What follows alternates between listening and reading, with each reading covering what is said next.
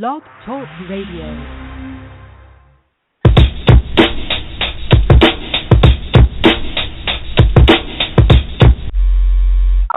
Please take all the necessary precautions to protect your constitution while listening to this broadcast.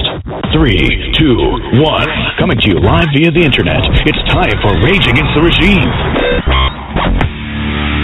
Let's get ready to rumble!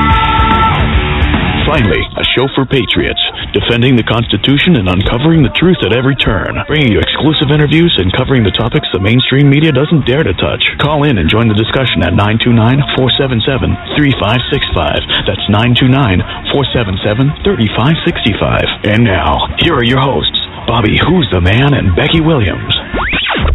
Raging Against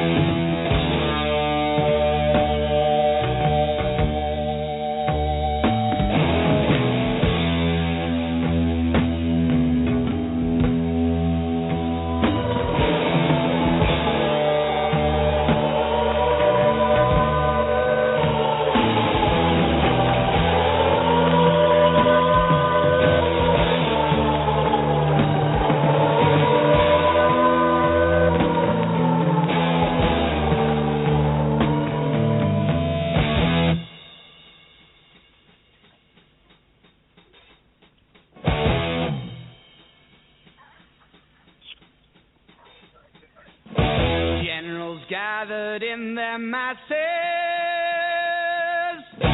just like witches at black masses. Evil minds that plot destruction, sorcerer of death's construction. In the fields of bodies burning, as the war machine keeps turning, death and hatred to mankind, poisoning their brainwashed minds. Oh Lord, yeah.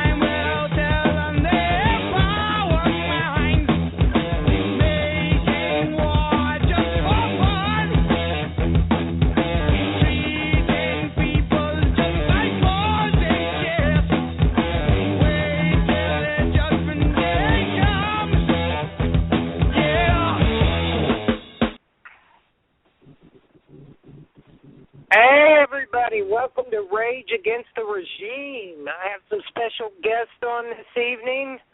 I want to thank each and every one of my listeners out there for tuning in for the Rage tonight.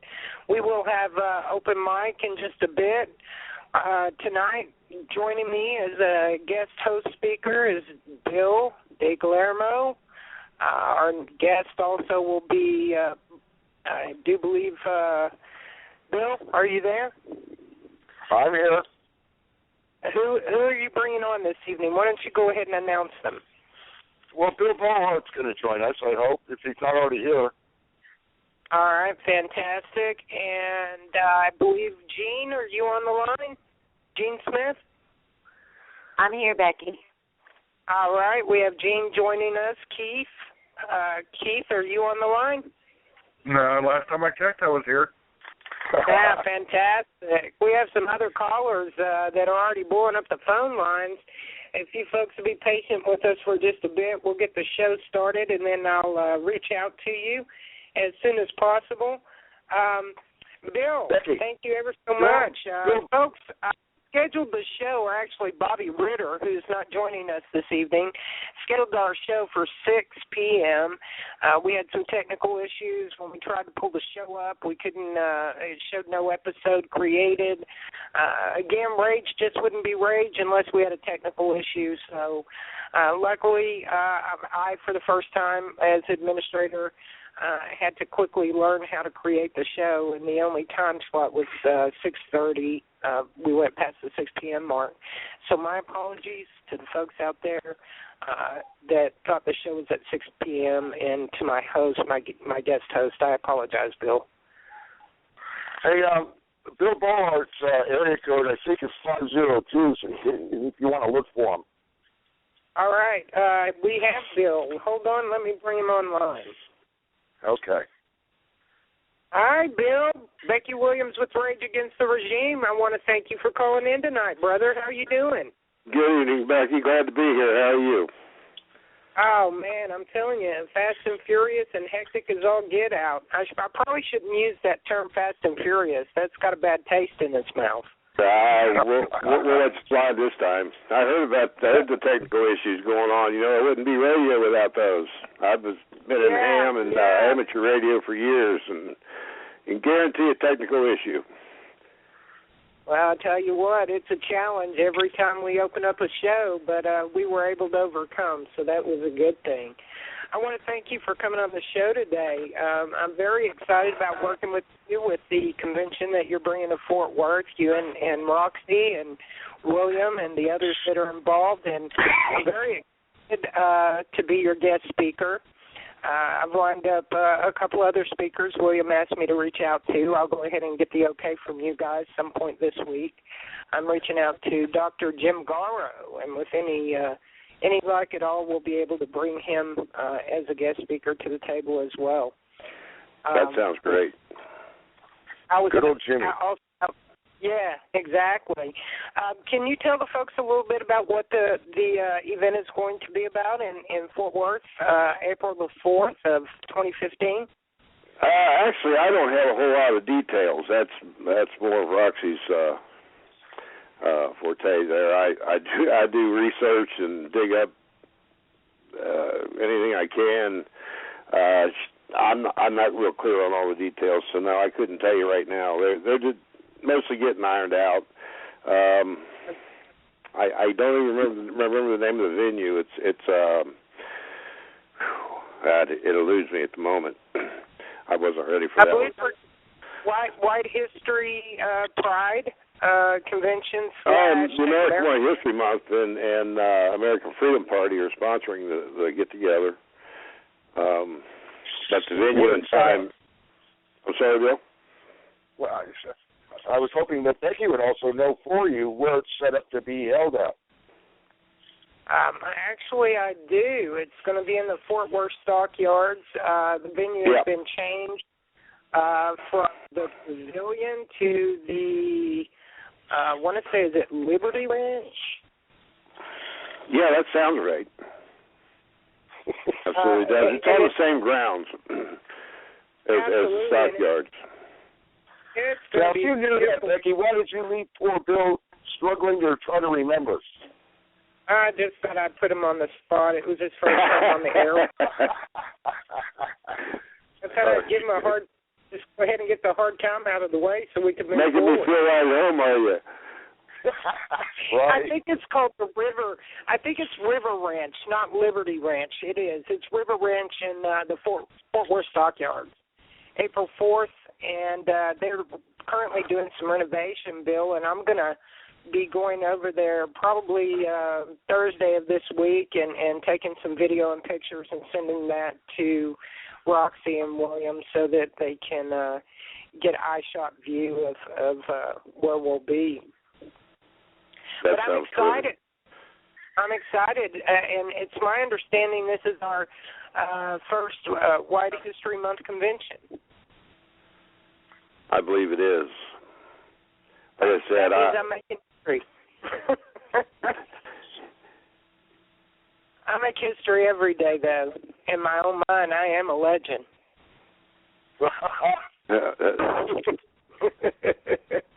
Yeah.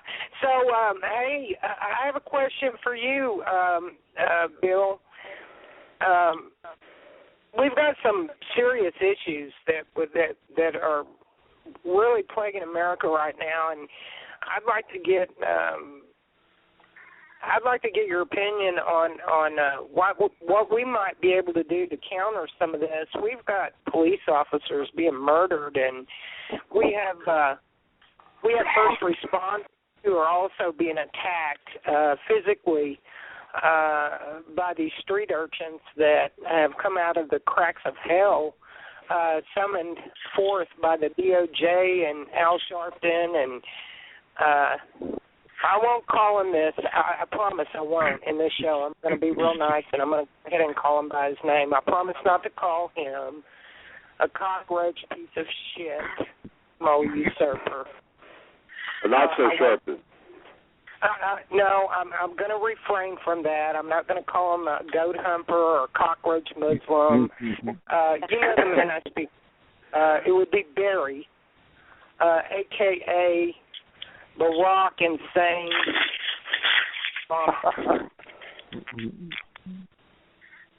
But we're really having an issue, and we're seeing that this, we know for a fact that this has been financed by for Islam, American Council for Islam, cockroaches in America. And we know that CARE has a large part of that too, doesn't it? We know that the DOJ is involved. We know there's some big money behind these protests across the country. But we need together as patriots, in my opinion, and we need to be able to counter to some degree to stop the insanity that is destroying America and costing lives. Never in my lifetime did I ever think a fiat government, because they're not our government, I never thought that those that we viewed as government actually call for the assassination of any citizen or person in America, but we're seeing this come to fruition. And I would like y'all's opinion, each of you, to get an idea how we might be able to collectively come together and counter this and see what we can do to try to stop the insanity. Well, Hobart, you want to start or you want me to? Well, I'll go ahead and put my 2 cents in. For several years now, my signature has been educate, defend, and unite, and I think unite is the key word there. We see what this administration, the DOJ, and let's just face it, the world bankers. I don't want to be a theorist because there is proof. Funding this operation, if we don't unite as Americans, every creed and every color, Hispanic, Orient, wherever, if you're Asian, whatever, if we don't unite as Americans, we're going down. So we Bill and I have talked about this in extent. We need to put our petty differences aside, join hands and or join fists, stand shoulder to shoulder, and fight this thing. If we don't unite, we don't stand a chance. United we stand, divided we fall, is on our Kentucky state flag. I agree. Yeah, hopefully Bill and I will be performing a function to help facilitate that pretty soon, and make a whole effort in creating a unification. I've mentioned before on your show about the community preparedness teams, preparedness and protection teams that the Oath Keepers have set up. We're trying to trying to create a unification with all of the different militia, United Patriots, the 3%ers, the preppers, basically the patriots of every sort, every calling, every state, area, whatever, and get them all together and put some solidity behind whatever words we have to say or whatever stand we choose to take. Because without having a solid foundation, we don't really have too much. And given, these things that you're talking about, especially coming as dictates or orders, there should be evidence that this corporation or conglomerate of corporations pretending to be our government is at the stage of actually concluding their coup d'etat, which would be the takeover of America in essence. I mean, they've already seceded on the air that international law trumps the Constitution in America, so they've basically already given us the big clue that the United Nations overrules us, which should be a good indicator that any of their actions to follow will not be of our interest at all but theirs. So, that's where we have to start standing up. And as far as these community preparedness teams, this includes involvement in every neighborhood, every city, every county, every state, all connected and combined together. And we can start letting police officers know in outlying areas and in the inner cities that, hey, who we are, what we're about, what we expect from them, but also as important right now is what they can expect from us in standing up to do the right thing, and also in us protecting them against the crap that we're seeing on TV, people being shot for no reason. But, of course, that requires something that we should all do anyway. And I'm not talking about following any of the damn statutes. I'm not talking about any adjustable allowances on the Second Amendment. I'm talking about everybody carrying firearms all the damn time. And, I agree. And I mean all the time, and I mean wherever, because it's at the point now where, and we have to make it clear, and especially to law enforcement, that, hey, that's just the way it is. We expect you to serve us and protect us if we need it, and back us up, and I don't care about any, what they want to call it, Supreme Court, but let's just say the rogue counsel of a corporation. I don't care what they say one way or the other, whether I want to hear what they're saying or it's completely in opposition to what I want to hear. They're not legit anymore because they serve a body that isn't American at all. So until we reestablish it, who are they?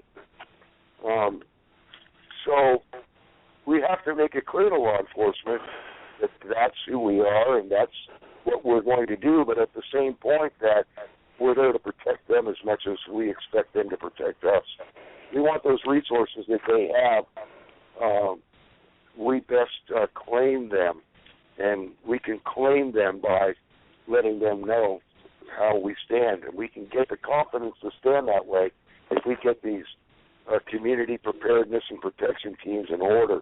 And that will empower and bolster our militia as well, because more people in the neighborhoods where these teams are being formed to protect one another and to help care for each other, more people will be made aware and can be introduced to the militia and vice versa. And that's a start. That's just a start, but that's really something that can happen pretty quickly. I went out in 15 minutes and made arrangements with 5 of my neighbors. 5 of my neighbors in 15 minutes with a very brief game plan on certain scenarios and what to do to watch each other's backs, what we can count on each other for. But the community preparedness teams actually are a lot more organized, and I'll be tying to some of the official ones there as well. It doesn't require that you, join the Oath Keepers, become an Oath Keeper member, or that you succumb to their overlording or rule. But they do have resources, they do have organization, And contrary to some of the beliefs, and maybe it'll be good if this comes up on the show because, people have grievances and disputes that need to be gotten the hell out of the way, but they have experience in their ranks. And behind the scenes, in the shadows, they have some pretty high-ranking official people who know how to manage the resources of a continent, either in conquering it or in protecting it. And they know how those resources are gathered and applied. So those are the kind of things that we need for ourselves, because those resources that are ours are going to be gathered and applied against us if we don't have the proper people in place to gather and apply them for us. Bill, I think the most important thing you said there was to let them know where we stand. I don't know how many of you are familiar with the Patriot Riders. I've been a biker for 52 years. I started riding when I was 5. The Patriot Riders, they what they do is they go around to veterans' funerals and, anybody that needs protection, and then they set up a perimeter between, the Westboro Baptist Church and the funeral home, and then the Perception and the cemeteries. They set up a perimeter. And I think what you said there, Bill, is to let the firefighters and police know that we're willing to go set up that perimeter and protect them while they do their jobs. We're also there to protect the citizens if they fail to do their jobs or overstep their bounds. I think what you were saying there, that I wanted to point that out, that I think that is one of the most important parts of that plan in a community protection program. Yeah, and I've been thinking about that for a long time. There's a lot of cop haters out there, and a bad cop is most hated, even in the mob. The guy that's hated most is a bad cop, even while they use them. But you can't discount all the good cops that are necessary and needed. And this is part of a play, I think, also by this federal corporation, is that they want to initiate enough crisis with these police departments that they create a federal police force, like everything else that they've created that's not lawful, to try to handle the affairs of everywhere. And we just can't allow it. We can't allow it. I agree completely with what you're saying, both of you. And it has gotten to the point where I know I'm being listened to. I know that I'm not only being listened to by a broader audience, both through social networking as well as Blog Talk Radio, where I host or I'm a guest speaker on many venues frequently. I'm also being listened to by the feds. I know that they have tapped my phone. I know that they have been through my emails and my computer, and I know this to be a fact. This is not fiction or theory or speculation. This is a fact. I've had a visit to my home to tell me it'd be in my best interest not to pursue my campaign to secede Texas, and I'm being very polite. The conversation did not go so well when the goons showed up at my house. But we are at a point where if people do not set their fear aside, because fear is control, and absolutely, if they do not stand up and you together and let it be known that we're finished with petitions, we're finished with phone calls. We're finished over past, rallies, and now it's time for them to understand that we've had enough, and let them know where we stand, rather than cowering in a corner or waiting for someone else to take the lead or resolve the situation that we find ourselves in. We collectively, you need to unite, as Mr. Hobart so boldly earlier, because we're in trouble, folks. I mean, you can sit. Here's where you are. To me, I can equate it to the small child whose mom just told him or her I'm going to spank you when we get home because you've been out of hand, and when we get back to the house, you will be punished, for your actions. And this is what America is doing. You're sitting and saying things like, we have to be lawful. We have to follow constitutional law. By rights, we claim our Constitution, not the fiat Constitution, but the original Constitution. But you'll have scholars tell you all day long that we do not have a Constitution any longer, that in 1860 it was done away with and our first dictatorship was established. And these are all facts and truths, but then they come back and they try to say, but we must follow the Constitution and we claim our Second Amendment rights. And, out of one mouth they're speaking truth, and out of the other they're trying to back up what we need to do constitutionally. The fact of the matter is we're not being governed under a constitution. We are being ruled over by a fiat administration, by a non-government that calls themselves and they use fear as a factor of control. And people need to set that aside because, like the small child in the back seat, the inevitable will come. You have power. You have the power. I have the power. We united have the power to change the course of history and to try to stop with a revolution rather than sit and wait for a forced revolution. Do you understand what I'm saying? Yeah, that's exactly correct. Yeah, they're trying to force another civil war of sorts upon us. I mean, like you mentioned, Becky, with the participation of the DOJ and the bankster gangsters and just this entire facade of a government and this administration especially, I like to call it the closer administration. They're seeking a type of civil war, pitting blacks against whites, both black and whites against the police and sheriff's departments against the communities. It's just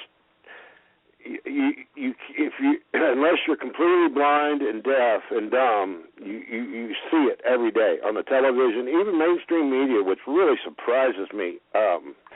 That some of these outlets, MSNBC even and Rachel Maddow is I'm not her best fan, but I have to say sometimes she speaks out and speaks loud against it. Although she is part of the problem, Fox News, every once in a while you'll hear them, speak of what's going on. You'll hear somebody, Judge Napolitano is somebody I listen to very closely. He's a smart guy, and he really rides that rail pretty tight when he's on the air. But like I said, unless you're deaf and dumb, you've got to see it coming. You've got to see it. Well, yeah. And the more that we give credit to and pay attention to these distractions, the less time we're spending preparing to get rid of the cause. And they know that. And, that's why I have a problem sometimes with, and I back out of Facebook, a lot of the different radio shows, a lot of things that get aggravated by these things, and they take a stand, and they make these complaints, and they get down on this and side with this and that and the other thing about warring over these distractions. And it's like, that's exactly what we have to stop doing. We have to get the unification secure. Get it secure. We know that the majority of the masses don't know what's going on, one. And two, they're not going to be the ones who are going to resolve anything for us. You might get some of those masses who step into a stupid protesting crowd, but they're not going to be part of resolving the problem. So those of us who are, we have to get enough unification amongst us all that we can attract people who otherwise don't know but suddenly feel secure in seeing a community who regards them and has their safety and best interests at heart, especially while things are falling apart around us. And we have to just rely on ourselves to go forward and resolve these issues. But we have to start doing that pretty quick. I mean, there's no time to be jerking around with this any longer. We have to just get to that, because it will come to us to keep an order or submit to orders against us. It's just going to be that way.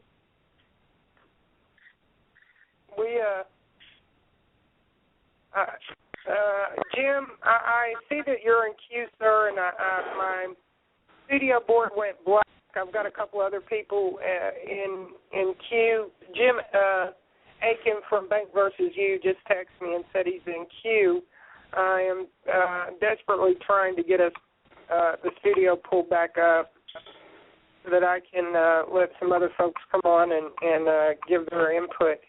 Keith, you obviously had something you wanted to add to that, sir. We'd be interested in hearing what it is that you wanted to say. Well, I was just going to say, back up on a couple of points they made. A is the community deals. You know, I'm here in a major city, and I've heard nothing about any of this. And I was born and pretty well raised here in this city, so people know who I am, and I've not heard one word boo. The second question behind that, though, and Becky knows a little bit where I'm coming from, because I know I harp on this, but it's always seemed like the last group of people think of. And I can bring up an example, because when Katrina happened, you know, the last group that they all worried about was the disability community to get them out. And everyone talks about preparedness, everyone talks about all this other bull, but they fail to even consider the disability community at all and what they need to prepare for them. And like where I'm at, where I'm staying at, I'm in a catch-22. I'm not even able to have a firearm on the property because of under HUD rules. So Because of what? Because of HUD rules. Oh, the housing development rules. Under housing and urban development rules. Well, I think we're coming to the point to where we're just going to have to, you know, I can't speak for your safety and your timing, but at some point the time will come regardless. But I can't speak for that. But I'm saying the point is here now for people at whatever level they are to start stepping forward and following the constitutional rules of the ground we need to restore, rather than the ground that we're losing at such a rapid rate that there'll be no point in anything pretty soon. Well, I'll tell you, let me mention something else real quick. Is your name Jim? No, it's Keith. Keith, I'm sorry. You know, I'm 57 years old, and I've had a great life, so, well, I'm still having a great life, but, you know, the way I look at it, if I'm not allowed to be armed, I'm going to tell these thugs, look, I'm going to stand between you and that fireman over there that's fighting that fire and trying to save lives. And if you want to shoot him, you're going to have to put that bullet through me first. And you better be a good shot, because I'm coming after your gun. You know, I mean, that's the attitude we have to take. It has to be, there's something beyond ourselves, and that is our republic. I agree. You know, but see, I was going to bring up, in most states, though, and that's why I brought up to this community, because in most states, we can't even most of us can't even get firearms if they find out we have a disability. Because in the state of Iowa here, you got to have a license to have a handgun. And, you know, with disability, sorry, you can't have it because you have a disability. Well, I'm not advocating any illegal activity, but private collections are a good place to buy. That's the only place I buy from. Is where?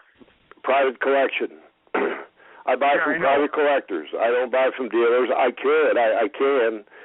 My son's a concealed carry. I don't believe in concealed carry myself, but I'm not a felon. I could buy from any dealer, but I don't. I buy private collection. I've been doing that for a little over 30 years because my father clued me in on what was going on with gun registration. And when they came out with you had to fill out the application in the waiting period, the Brady bill actually is what started that for me. I refused to give him my information. So I buy from private collection. That way, you know, if I think that weapon's worth $300, here's your $300. I got my weapon. We both sign a receipt, and I'm on my way. Yeah.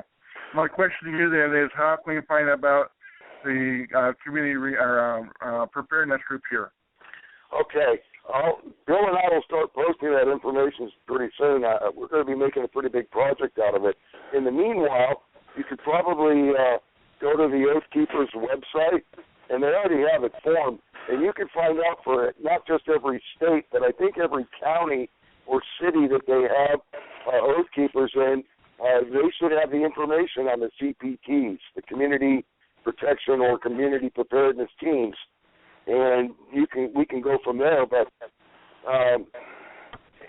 regardless of how we set those teams up, we want to unite with them anyway because of the organization and the experience that is within them, and like I said, the people in the background.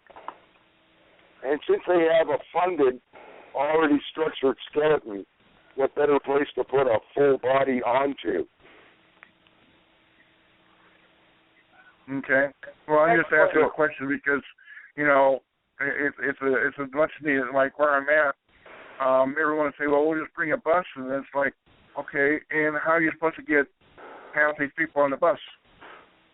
Well, once you start getting community preparedness teams and you start making relationships with people in your area, in your case, Steve, I think you're declared legally blind. Yes. You would have individuals that you would make arrangements with who would assure your transportation and make arrangements for you for several different circumstances that would befit your condition. But that would be entirely up to you and the people that you bond closest with. But regardless of the people that you surround yourself with, there's still a connectivity between all the other groups. They may have 1,000 different personalities and 1 million different characters, but they'll all be united. And amongst them, they already are. Once we start putting all these different groups and patriots and militias and everybody together, not everybody's going to have. Not everyone's going to have. Yeah, not everyone's going to have the same mindset. They're not going to be as aware of certain things that we are. They might be like Republican or Libertarian, and they might still think that the government is what it's supposed to be. We don't care as long as everybody is uniformly prepared and equipped to defend an assault against us all. And the ones with knowledge amongst us all and the ones with experience amongst us all can wake up the rest. And people wake up better and faster when they're in motion and they're actually accomplishing something rather than just spewing about the Internet. Mm-hmm. And meanie galore. It's like, come on. So, Becky can tell you, I fall in the group of the deaf and dumb group here, so I kind of have to follow lead. No, you've got yourself together pretty well. I think you got it going on, brother. I wouldn't consider you deaf and dumb at all. No, it's a joke because most of us in my group or with the disability community, a lot of people classify as that. But since I've been here with Becky, she can tell you I'm not afraid to speak up and speak my piece. And she's come to me with several things over even during the program and asked me, a lot of questions over. And to give you an idea, you made the comment you're 57, and unfortunately I'm older than you are. And when I grew up through school, we had to learn the Constitution, both through the Absolutely. The Iowa Constitution as well as the United States Constitution. And believe it or not, I've only glanced through it since that time, and that was 40 years ago. And I still remember all my stuff, been working off from my memory from 40 years ago. And people are just always amazed when I pipe up with this stuff.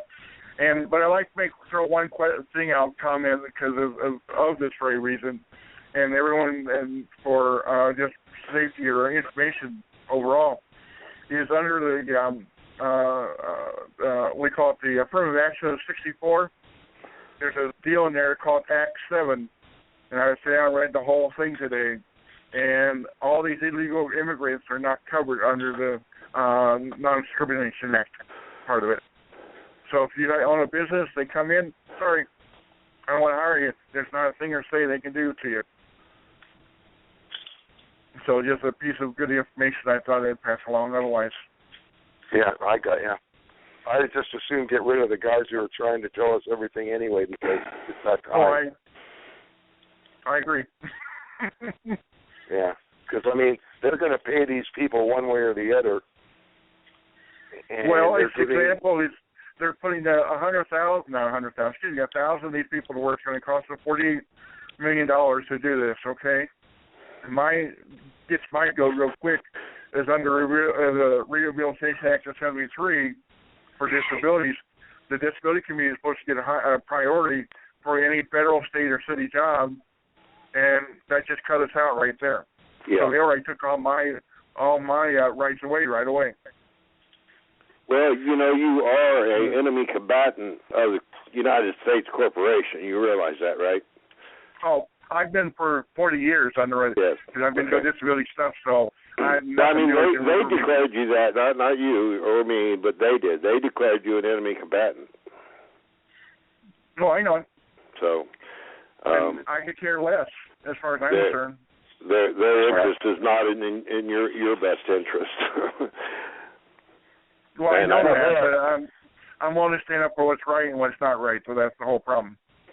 You know, to speak to the illegal aliens that are flooding the borders and this horrible thing, the diseases they're bringing. Bill and I have a friend, David Brown, that does quite a bit of writing about economy. He's a pretty brilliant guy, and you know, he mentioned a fact to me a couple of days ago that, you know, this country is full of, I'm just going to be blunt and say lazy, entitled blobs that could and won't. That we're going to need people to fill that void when we get, if and when, which I'm not going to say if, when we get rid of this criminal corporation enterprise, we're going to need people to fill some voids. And maybe some of these, I mean, I've worked with migrant workers. I've worked with illegal aliens, Mexicans come up here to work in tobacco and stuff. I live in the country. I can tell you these guys are hard workers and they're honest and they don't expect a whole hell of a lot. You know, personally, from one man to another man or woman working beside me in tobacco and hay or helping me with my farm, we get along great and they're great people. It just so happens they don't have a green card. I don't like to support that, but you know, sometimes you don't have a choice. I can't get the teenagers down the road to come up here and work for $12, $14, $15 an hour, and that's pretty good money. So I mean, I do have a suggestion there. I do have a suggestion there, if you don't mind, that I can add, and I can appreciate your situation, brother. I really can. But at the end of the day, to aid, abet, or employ any illegal alien in the U.S. Constitution, if we were going by the Constitution, is an act of treason. It is a felony. I absolutely agree. And I think they should be naturalized citizens. I think they should aspire to become naturalized citizens. They should come across legally. And we have so many homeless vets and so many people who have been booted out of a full-time position of employment due to the Unaffordable Care Act they call Obamacare, the bastard, you know. And they're being shoved out of, in my city, I know this to be a fact, shoved out of the second job that they need to be employed at in order to sustain a household and to meet their obligations by these foreign invaders because there is now a huge language barrier in the state of Texas.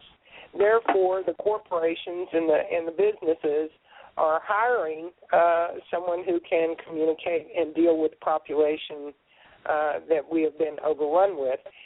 With that said, we do have outreach programs to reach some of these individuals that are being implemented as we speak, of individuals who are creating a home business to reach out and help employ, and they will take any job at this point. People are hurting right now. Yeah. This administration has compressed, if you will, middle class into lower class in the bracket of trying to their dollar to a point where they can no longer meet their obligations, and they're sinking fast. Meanwhile, the capitalists and the elite, or the well-earner, if you will, the upper class, is been reaping the benefits and is still reaping the benefits of escalated income, where we are being depressed from it. So with that said, again, I appreciate your position, sir. I understand that you have a working farm and that you need the laborers, and I know it's a pain in the ass, but I would ask you from one patriot to another, please reach out to an American. Well, absolutely, Becky, and I do. And like I said, it's been several years since I've had any illegal aliens working for me or with me. I work with them. You know, out here, you know, a neighbor farmer up the road needs help. You jump on your wagon and you go up there and you go help him. Mm-hmm. So you end up working side by side with who he hires. But yeah, I absolutely agree. I mean, in a sparsely populated area, there's just the pickings are slim, and I don't advocate hiring illegal aliens, and I absolutely agree they should come here legally. So we're in line there. It's just I'm speaking reality. I'm speaking the reality of what's going on right now. Right, and we've heard so often this one phrase that they keep trying to beat into the heads of Americans to accept this invasion and the illegal acts coming from, and I won't call him these names, you know, goat humper, Muslim piece of shit. I won't call him like that. I'll just go ahead and say his name. Barack Hussein Obama creating an executive order to justify the invasion on America, the Declaration of War, to try to validify his actions. But at the end of the day, I brought people over from Britain, and we paid the thousands and thousands and thousands of dollars to do it, to do that right, to secure a green card. They've never taken a penny off this government, not so much even as a free lunch or one that wasn't paid for. And we did it right. And, you know, to hear people say that we have a broken immigration policy is insane. It's bullshit. There's nothing broken about it. The only thing that happen is it needs to be enforced. Now, if some changes need to be implemented, I would suggest that we limit the number of so-called refugees and so-called immigrants into this nation like some of the other European nations, and make sure that that's covered, and make sure that they understand there are limitations. There are no benefits to be had. We'll give you an opportunity to thrive in this country. You'll not be given exceptions. You'll not be given an exception for education. And wouldn't you agree that once we once we cut out the cancer, once we remove the big problem, once we cut out the cancer and get rid of the offshore bankers and these deadweight politicians, get patriots and they're good, decent people, term limits. Once we get this implemented, a lot of these problems will take care of themselves. I truly believe that. Absolutely, because as you know, I ran for governor. And again, that's another distraction. Yeah. You know me, Becky, that's always my resolve, is that you fix the cause of these problems and most all of them go away. It's by design that this is happening. They'll run for this reason. Because when we fix the problem, and I have some suggestions for the population when we get to that point, one is this welfare riding bullshit stops. And anybody that is not born on this soil, and I'm not talking about anchor babies, they need to go back with their families, where the hell their families came from. Those people back across legally under a special program. I believe that should be applied, that the anchor issue will be resolved. But at the end of the day, if you weren't born here, we shouldn't support you on a welfare system. If we fix the problem, that all disappears anyway. Right. We should not give them preference for Small Business Administration or any other grant program to open up and operate a business when we are denying a certain class of people by ethnicity. Well, you just hit a nail on the head, Becky. I lived in North Houston in the early 80s, and I did a lot of different things. I've been in construction all my life, and I landed a contract to remodel a building and turn it into a laundromat, dry cleaner, a little do-it-yourself laundry outfit. And it was for people that had got here illegally, applied for grants. The government is paying for this restoration of this building, and they don't have to file taxes or pay taxes for 5 years of their business. Now, I'm talking 1982, so this problem's been around for quite some time. Well, I know myself and I'm not a racial person. Please understand this. Any new listeners on here, you're going to hear me bitch and complain. Occasionally, the Negroid word creeps out of my lips. And let me explain to you something. The N-word is not a color, it is a culture, and it comes in all colors. And I will explain this as well. I am not prejudiced. My daughter is half Spanish. I gave birth to her. My godchildren, my son-in-law, one of my birth grandbabies, and my god-grandbaby are black. If you don't like it, I don't care. It's not my problem. Get over it. But I will tell you this, as a white woman, I walked into the Small Business Administration to get assistance to help in my business that I had already established.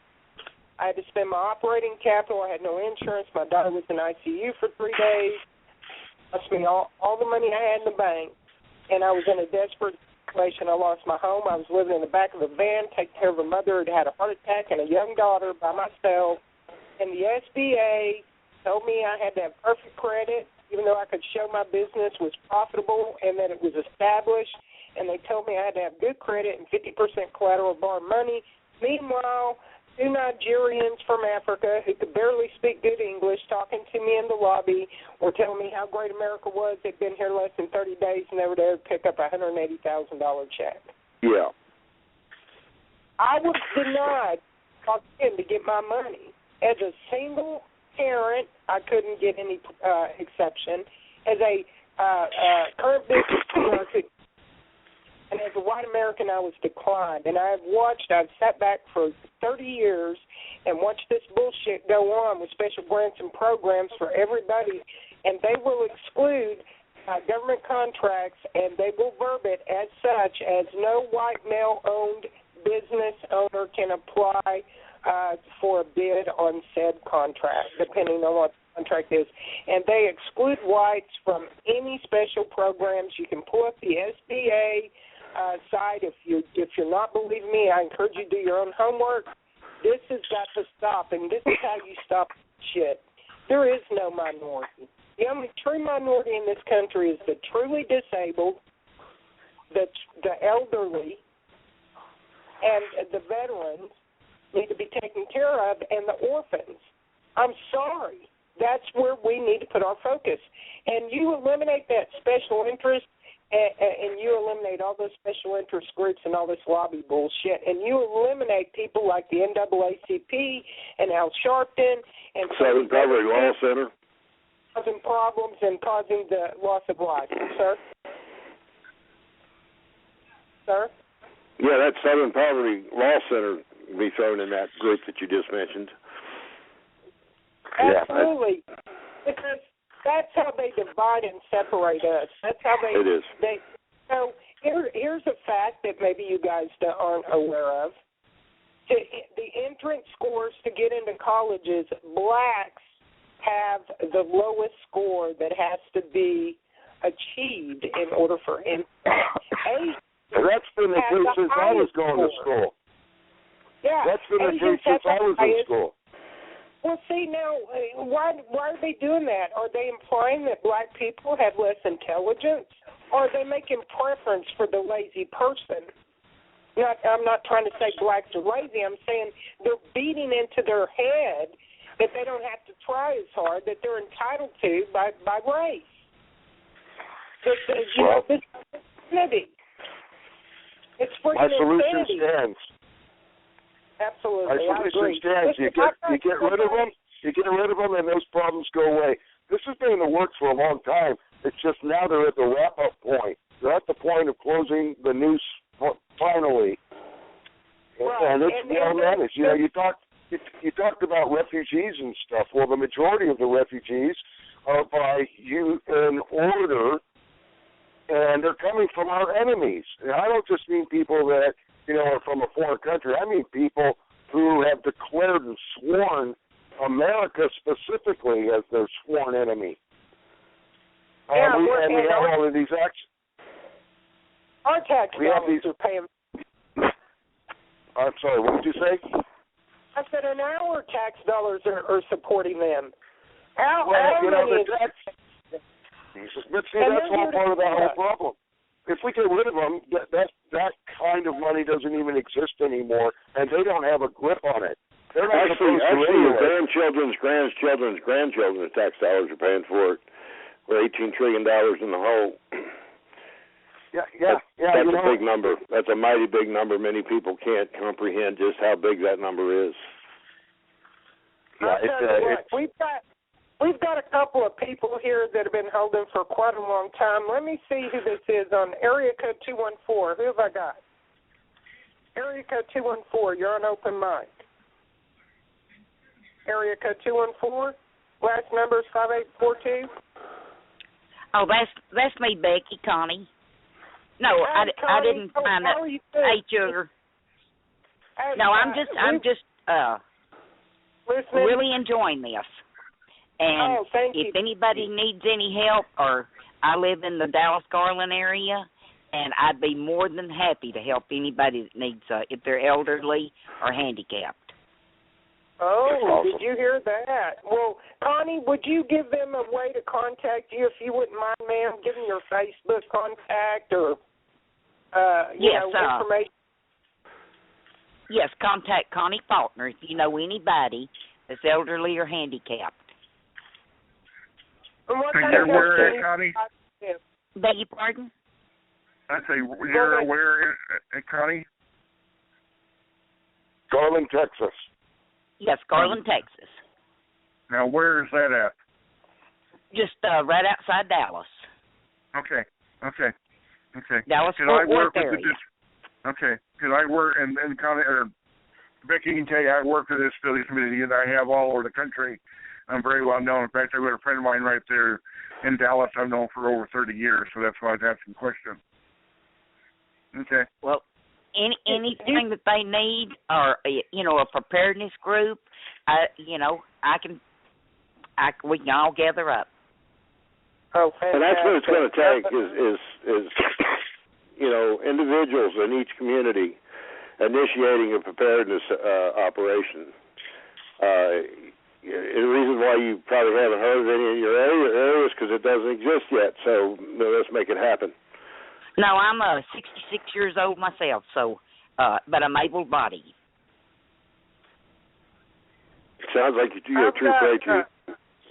I've got a couple of Colin. If you're listening, brother, your number never popped up. Please give us a call back. I would like to bring you on the air. And Jim is with us tonight as well from Bank versus You.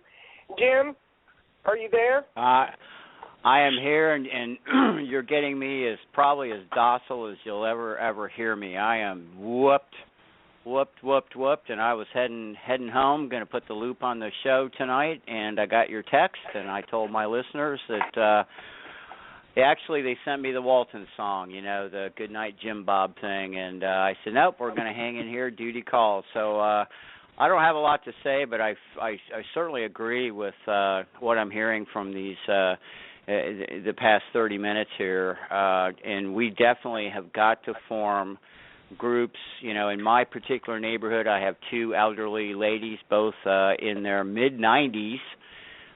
One is very failing health, and the other is just getting old, but she is feisty as I get, if you can believe it. But I look out for them. I keep an eye on them, and that's just human nature.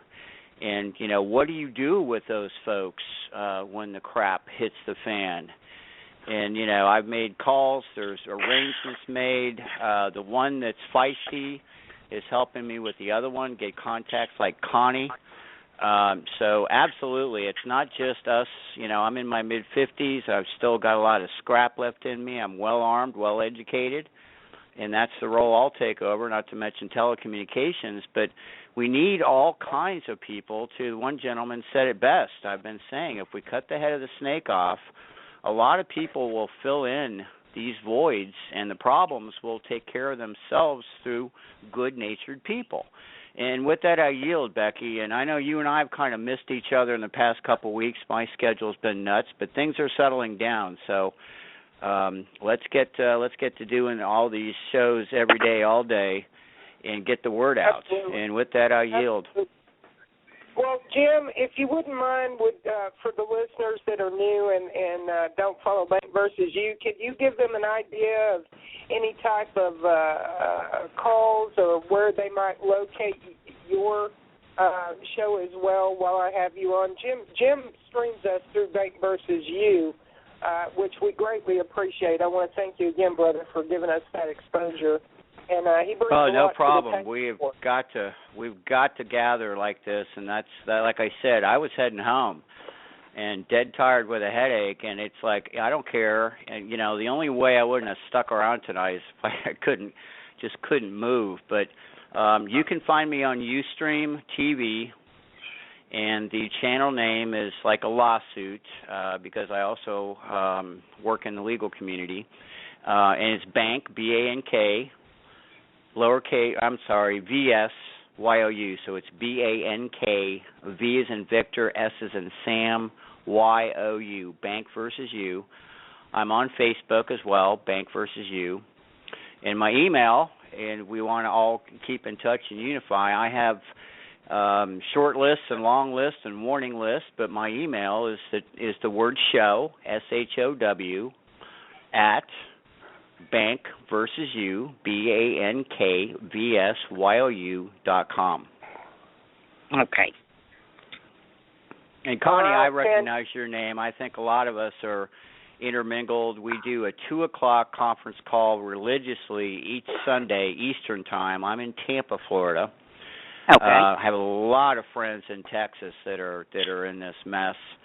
As well. I've been battling the foreclosure world for folks since 2007. I have accumulated a wonderful group throughout that time. We also run the foreclosurehamlet.org, which you probably have read about in every newspaper across the country in the foreclosure world. So we're well into this fight, and I jumped gears about a year and a half ago. I still help people when I can out of their foreclosure mess, but my focus is to cut the head of the snake off and just ask folks to hang on as best they can, and if nothing else, join us, because we have a chance here, and we have a duty here. Yes, we sure do.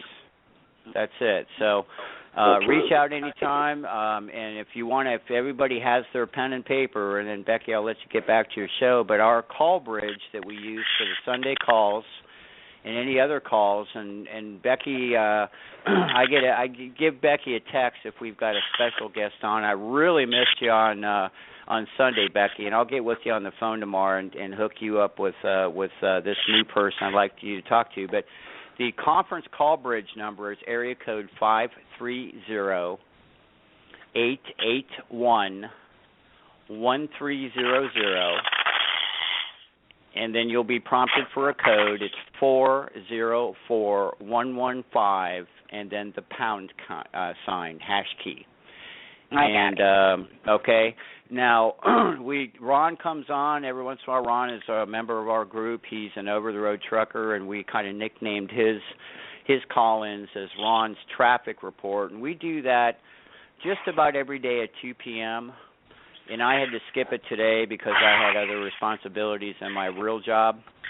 But I go on air 8, 9 o'clock Eastern Time in the morning, and I pretty much on air constantly until 9 to 10 p.m. Eastern, and then I'll loop, educational things and things like that, because we have a tremendous group in our chat room that even when the show's not on air, they're out there talking and sharing notes. So these are the kind of groups that we have to bring together now, especially that we've got some solid people that have been in this for quite some time and are awake and can help others, either with research or like Connie just mentioned, which God bless you, Connie. That's the kind of thing we need right there. You can do that. I can do this. We can stream this. We can get together and unify, and that is exactly what they're afraid of, more so than our weapons. And I also, real quick, yes, ma'am. Yes, and real the quick, most important word I heard was unite. Well, my favorite term's coagulate. I mean, we're all kind of running around, and the thicker we get, the more effective we are. And the gentleman that was speaking about buying his weapons from collectors, absolutely, that's absolutely the only way you want to do it. Right. Absolutely, I'm administrator of the Texas Revolution, and we're all over. Can I make them aware of these, like with Becky and them, let them know to tune in? Oh, I make them aware of anything to do with me, make them aware of. And like Becky stated, I know I'm watched, and my phones are doing weird things, and my background's in telecom. And I could give a rat's ass. I want them to hear every word I got to say. Yeah. Come see me. All right. Yeah. I'll start advertising on our pages. Okay. For them and to tune we're going to try to do, whatever. I don't want to conflict with, I didn't take Bank versus You full time for quite some time, because each time I went to do something like that, another person had already set up their show, and rather than compete, we would join them. So we would, run the board or just be calling guests and this, that, and the other. And now, since things have really ramped up and more folks are awake, my solution is that we intertwine. So when Bobby and Becky are running, I switch my show over and broadcast it, and my listeners are in here.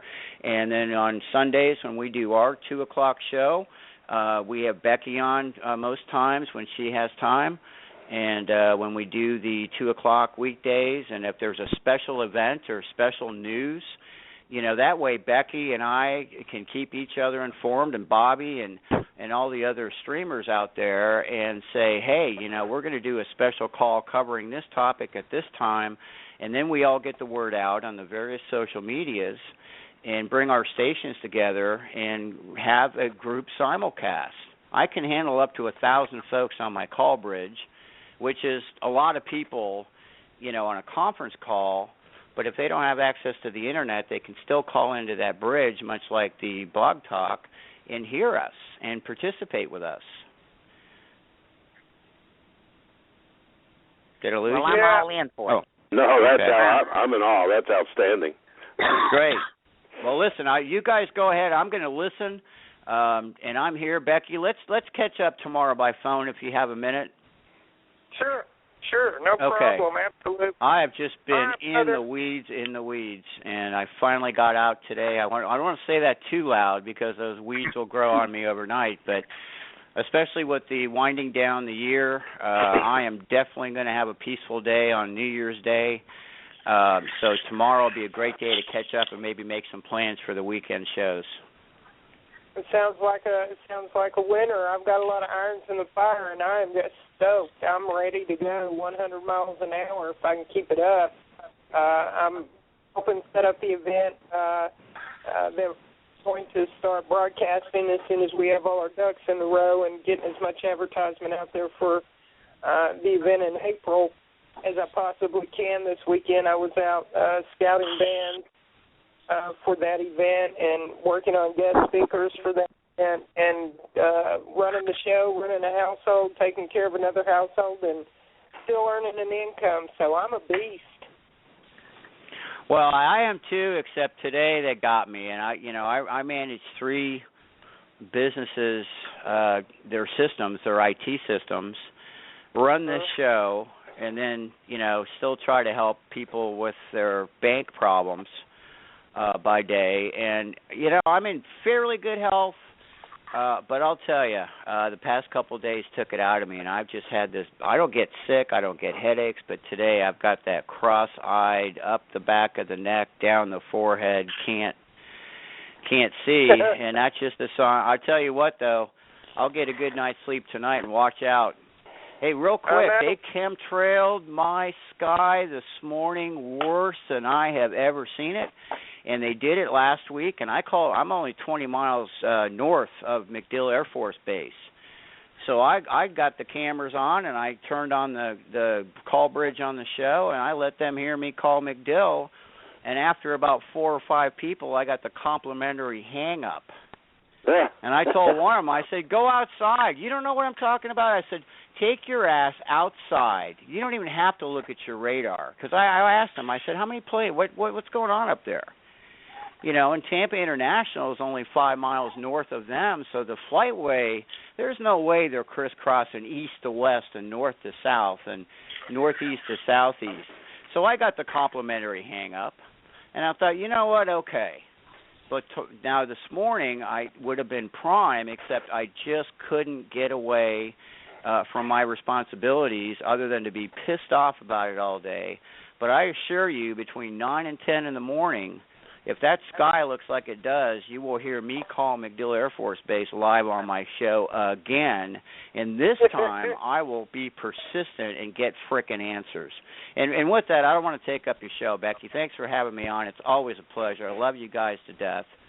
And we always make new friends. So anyway, with that, I yield. I'm listening in. If you have questions or anything like that, and folks, if you want to email me, anything, I've got a pile of information that we've been stockpiling here over the years. I probably have at least 20 terabytes of hard drives running. I run my own servers. Everything's hosted by me. I don't do anything on the public domains that I can get if I don't have to.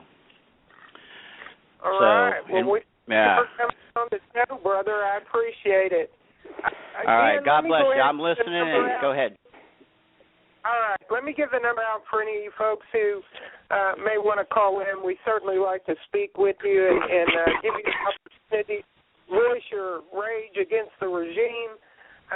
The number is 929-477-3565. Again, that's 929-477-3565.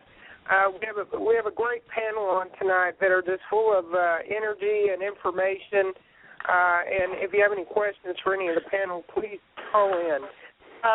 Gene Smith, you've been very silent, love, and I'd like to give you an opportunity to share a little bit of information with our listeners and with the panel on some of the things that you've been sending in private message on Facebook. How are you doing this evening? I'm good, thank you. I'm great. Thanks for asking me to listen in and participate. I appreciate it. I would like to say I heard the guys talking in the beginning about this, the police force, okay? And because of the research that I've done and the documentation and all the information that I have, we already have an international police force. And my guess, CivPol, they have numerous police forces that are being infiltrated with people who are actually private security. They were private security guards. They are being trained by the Israeli military. FEMA went to Israel a few years ago, and they were trained, and they're training these security cops to act like military. The training that they're receiving, of course, is under, it comes from DOJ, and the State Department is overseeing it all, and they're literally being trained. I mean, the training that they're getting was once reserved for the Israeli military and our special ops military, and that's how they're training these rent-a-cops. Many of the police departments now have they've been infiltrated with the rent-a-cops. They still have their older police officers that are still, have been around for a long time. So there's become a mix now. And I'm guessing that, the guys that have been around a long time are the ones that are still our good cops. The new ones are being trained to kill. I mean, literally. So, and my guess is that, just from all the research I've done and everything I've seen, that we are actually the blue helmet police officers that we see that are supposed to be UN peacekeepers are actually being trained and sent out from here, because there's a police force, they call it the civilian, CivPol is what they call it. They're all trained here, and they're sent all over the globe. So wow. I'm thinking blue helmet police keepers are actually, being provided by the U.S. and its allies. So I just wanted to mention that, because there is a lot of information that I have come across, and the documentation that says these rent-a-cops, and these rent-a-cops come from the corporation. So they've been, we've got the public-private partnerships is what they're called, and it just simply means that control of those police departments has been turned over to the corporation. That's all part of Agenda 21. And, they're trying to get rid of local police departments, make them obsolete, and have one regional office where they all work out of, one in each FEMA region. And they're actually accomplishing that, like in Los Angeles and some of these bigger cities. So, they're infiltrated now. I don't know exactly which ones they are, but I do have a listing of all the law enforcement agencies in the U.S. at this point, and they actually tell how many of these, that list actually indicates how many of these rent-a-cops are within those departments. So it's kind of a, good versus evil within our departments, and that's all part of it. It just creates the chaos, it creates the division, and makes people hate each other. You've got the corrupt cops, the militarized cops, and you've got the older, cops that have been around for a long time, and it, creates a lot of tension. And so I just wanted to mention that. That's pretty scary. Guys, let me paint a scenario for you that just popped into my head when you started explaining all that. So we know we've been infiltrated in our local law enforcement. We know that federal funds has militarized, if you will, their ammunition, weapons, and MRAPs and things of that nature. And we know we have a whole lot of bad cops.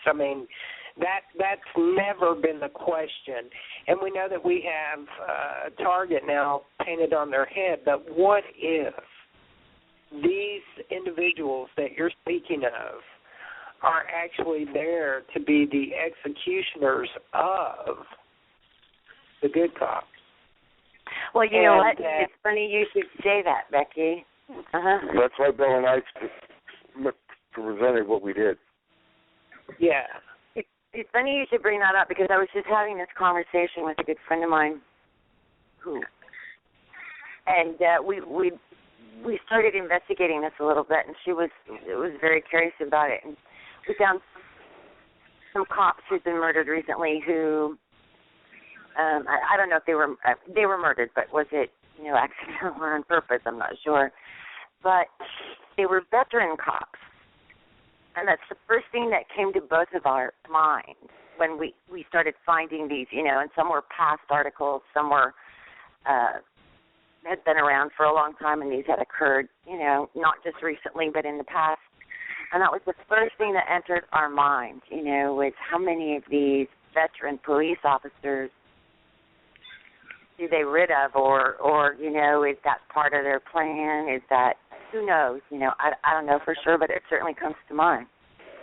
Well, with what's going on with them painting the asphalt gorillas, if you will, to go in and use them as their distractive force. Of course, there's going to be casualties that are going to be obviously coming from them in the direction of taking police officers out. But what if, while that's going on, we start having police officers murdered, and the speculation will always be that it was done by a bunch of gangsters, and perhaps maybe it wasn't. Right. And this group of protesters is very well organized and planned. They are actually, I don't know, I just came across this information, but it's the whole website.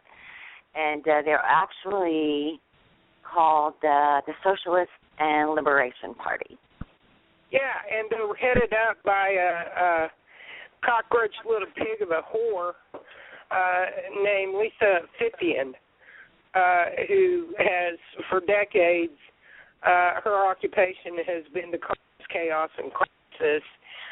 She is a community organizer and protest organizer that the DOJ and the government brought in, and that's not myth. Look it up. Well, I'd like to put just a little input into the training of these militarized thugs. I consider myself a growth box, and I can tell you that there's a huge difference between a man or a woman who has been trained and a man or a woman that has actually used his training for a purpose. Right. And I can also tell you that I wouldn't count on 100% of these men and women that have this training to stick with the intended program.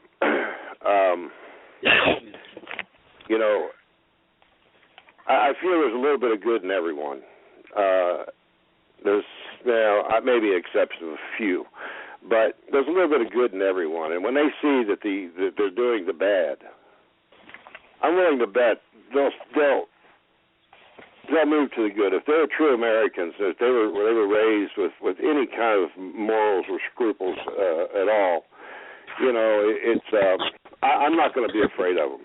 I'm not going to let that I live with some of the fears. I've been in situations. I've looked down the barrel of a gun and seen that full metal jacket looking at me, looking me right straight in the eye, and I can tell you that once you get yourself past that fear, it's really no big thing. So, we can't let that kind of thing scare us. I mean, these people, they're humans just like us. They may be trained, but let's see what they do with it. Is the police, are they aware of the infiltration? The infiltration has gone through everything and every place, all of our media sites. Roxy runs some TakeAmericaBack.com and American White History Month, and I can guarantee you there's infiltrators on those two sites as much as we try to stop it. Go hook up the damn converter. Sorry about that. I don't think he knew. That's our brother. That's our brother Colin. Hold on one moment. Colin. Hey, brother. Colin. Are you there? Hello, Colin. Is that where all that background noise is coming from? Yeah, I think so. I think he's distracted and laid his phone down. Brother, are you there? Becky. Hey. Can you hear me? Yeah, I took you off of mute, and you were talking to your babies. Oh, Sorry about that. Oh, brother. Yeah, sorry, I only caught bits and pieces of the conversation. I've been running around the ranch like Tarzan.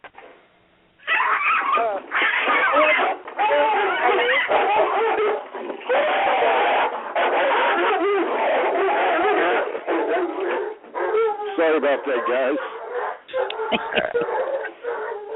A regular party at the Hobart family. Mama let the cat in. Took care of the dogs, did it? I'll be right back. I need to take care of this.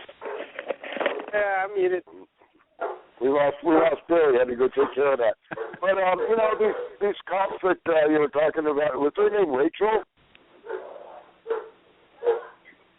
Anyway, I really like to consider them more. I mean, true to form as being private contractors, which they are, rather than the rent-a-cop label, because they are more dangerous than that. But again, I mean, if you look at Ferguson too, they've already started using these guys. They tried to make a big deal, and they tried to make the Oath Keepers look bad for handling private security on some of the businesses. And initially, some of the reports tried to come out that, yeah, they're up there on the roofs with sniper rifles. But as the truth actually showed later, is that the Oath Keepers were in front of buildings, within buildings, and on the roofs of buildings of citizens of Ferguson who asked for them to be there, that the services offered. And there were sniper rifles aimed at the Oath Keepers in front of these businesses and on top of the roofs of those businesses. And when the Ferguson Police Department was addressed about that, they were upset about it because they had no idea that this was occurring.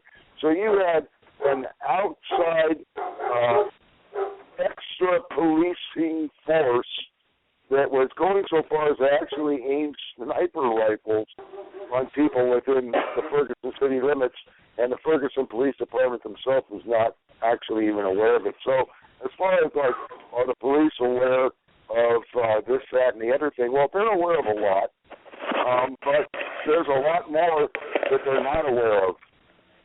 And I don't think that they're going to entirely be told about all of these things. I think it's going to just get to a certain point to where this thing pretending to be our government as part of their grand takeover, they're just going to have a scenario be so bad and push us as far as we let them do so until a point that they just say, well, we're going to take it over. And, you know, if they can do something like that, I mean, if we even allowed it, without actually having to declare martial law, the same thing would still occur. But, I mean, we're at that point now, so we should expect to see these things. We just can't give it any legitimacy to think that it's the administration or it's a government function at all. It's basically what we're watching is the aggressive unleashing of an invading force. And we're starting to see it now.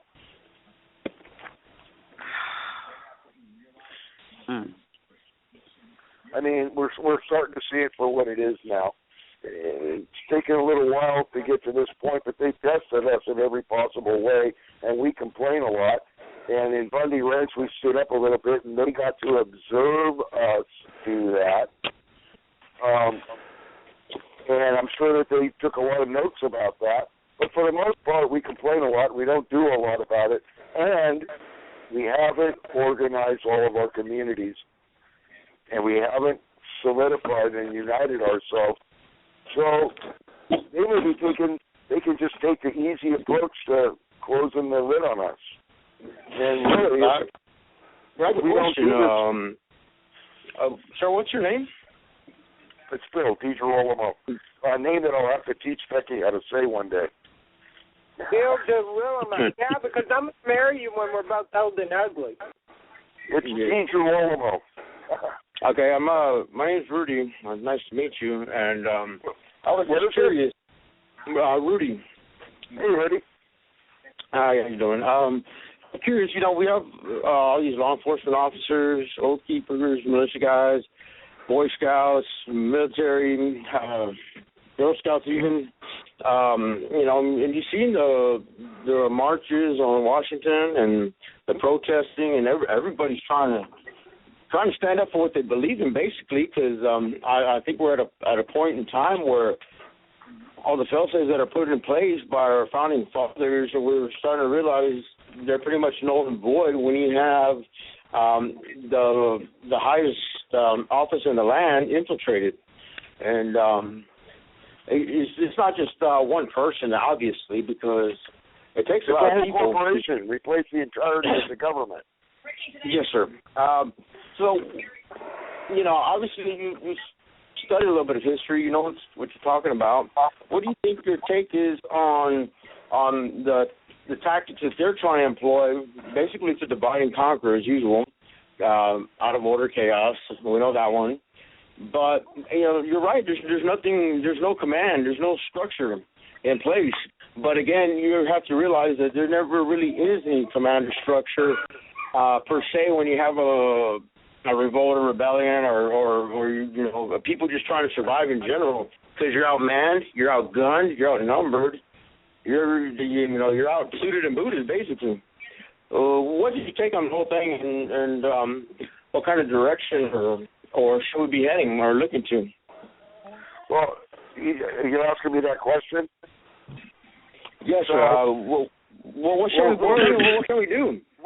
One of the things that Bill Bohart and I are going to be doing is, and we've been talking about this for quite a while now, but we're going to have a twice weekly show that obviously will tie into you with Becky and some other folks, but it's something that we've been working on for a while. And Becky, you know that I've been talking about the unification for a long time, and over the last couple of months I even brought in the community preparedness teams that the Oath Keepers have to start unifying all of the militia, the United Patriots, the 3%ers, the preppers, and everybody else into. But what I think strongly is that these private contracting forces, some of them have administration names, like the Department of Homeland Security and several others, and FEMA and all the rest of the garbage they're basically just a bunch of private contractors. They're a private standing army, so they're organized, but that's exactly what we have to do here. And we can march all we want, but if we don't have a standing, solid unification, we don't have any force behind our request and our words. And that's why Bill and I are going to be putting a couple shows on a week, specifically inviting and bringing people in, ranking people from as many of the different militia, 3%er, United Patriots, and every possible group that we can, but as well the actual community preparedness team and Oath Keeper regional leaders, and hopefully even Stewart himself, if we can get him into this whole thing. Either that or he can assign some of his executive people to do so. And we're hoping to start by having enough of an organized unification, we can get these early retired or litmus-tested, outed military leaders to step forward then into something like that, and we can gain a lot of strength and power. We're hoping to attract the attention of the states by doing this, because any of the states that can join up and support this kind of an action by us, the people, will just empower us greater. So that's really important that this actually happens. It has to happen. It's one of the only things left to us that we can actually survive by, because this corporation and their banking parents have too much to lose to just give it up. And it's gone too far to let America be America and for them to keep it. So they either win the world by taking over America, or they lose their grip on the rest of the world by losing us. So there's a lot at stake. And if we're not organized and desperately, responsibly cautious enough to protect ourselves against that, then we might as well just surrender. And I, for one, am not willing to do that. And I know that there's a bunch of us who aren't willing to do that. I think that this conversation will change a lot once the people who are active, who are physically involved with the process of creating defense structures and community preparedness teams and different militias, when people start talking in unification, this conversation will change a little bit, and it will become a much more advanced conversation. And then at some point, it'll go off the standard airwaves, and they'll just be guest speakers doing general fill-ins, because it'll get to a planning point. But it has to happen, and the unification can happen. That sounds good and everything, but does plan stop there? With I'd like to add to that if I could. Go, Bill. Sir? Yeah, I still have not a lot. I have several contacts who are still active military. Guys have, done a couple of tours and are back doing further training. And the word I'm getting from them is they're kind of waiting on us. I don't know. I'm sure everybody's familiar with the 29 Palm survey.